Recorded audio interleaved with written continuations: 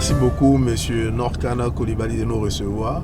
En tout cas, nous, c'est un plaisir renouvelé chaque fois en tant qu'entrepreneur privé de passer vous voir, vous, autorité, président de l'autorité nationale de régulation des marchés publics. Parce qu'à chaque fois, au sortir de nos discussions, nous sortons rassurés, avertis et outillés pour mieux entreprendre les challenges futurs. L'autorité de régulation est mise en mission par l'État de Côte d'Ivoire. Une de nos missions, c'est de créer un cadre d'échange et d'écoute, de telle sorte que toutes les composantes de la nation, notamment le secteur privé, qui exécute donc ces travaux, qui livre ses fournitures, qui réalise les prestations, aient la juste information. Et donc, c'est notre devoir que nous faisons en nous mettant non seulement à votre écoute, mais en répondant éventuellement à vos diverses préoccupations. Donc, monsieur le DG, à 600 km de la capitale économique, nous sommes dans une ville où tout est en effervescence, des routes qu'on construit, des ponts, des reprofilages, et cela montre tout ce que la Côte d'Ivoire fait en ce moment en termes de travaux pour remonter aussi donc en termes de développement, puisque toutes ces infrastructures précèdent le développement. Et nous avons donc à nos côtés les responsables de l'entreprise en charge des marchés et qui va donc nous dire en quoi consiste leur travail. C'est le chef chantier. Donc, à ce niveau, nous sommes au niveau des terrassements. Il faut dire que cette voie-là est une largeur de 19 mètres, 19,50 du moins. Et c'est un boulevard, une voie de 2x2. Et à ce niveau-là, nous sommes au niveau des terrassements. Et après, juste cette phase-là, nous allons entamer la phase des ouvrages. D'accord. Et votre entreprise, c'est une entreprise locale, c'est une entreprise étrangère, une entreprise ivoirienne? Oui, c'est une entreprise ivoirienne. Et le personnel aussi, il est complètement local? Oui, il est complètement local. D'accord. Et c'est donc un aspect des marchés publics.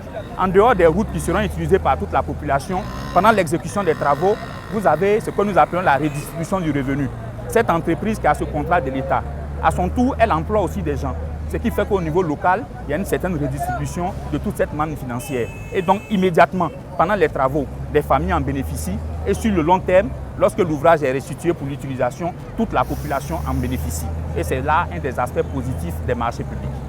Effectivement, nous, en tant qu'entrepreneurs privés, ça nous fait plaisir de voir que d'Abidjan jusqu'à Guessesso, dans le fond de la Côte d'Ivoire, tout le pays est en chantier quand nous voyons les voiries et autres.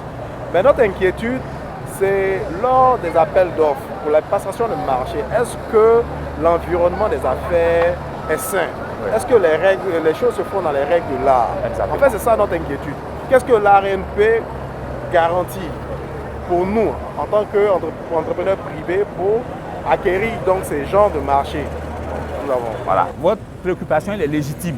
On voit des résultats passables, on voit des routes qui se construisent, mais les entrepreneurs sont préoccupés. Comment obtenir ces marchés? Quel est le rôle de l'ARMP? Qu'est-ce qui garantit que c'est un système qui est efficace? Et la question est tellement sérieuse que nous allons laisser nos amis continuer à travailler et nous retrouver pour que je vous donne quelques éclairages.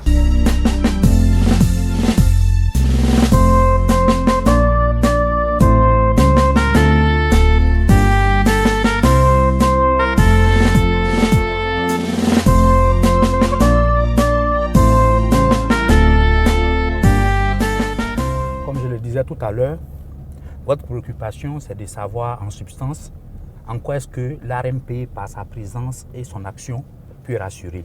Effectivement. Quels sont les gages de l'efficacité de l'action de l'ARMP?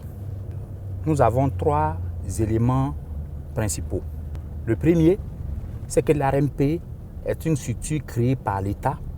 Elle agit avec la caution de l'État. Elle agit mise en mission par l'État de Côte d'Ivoire.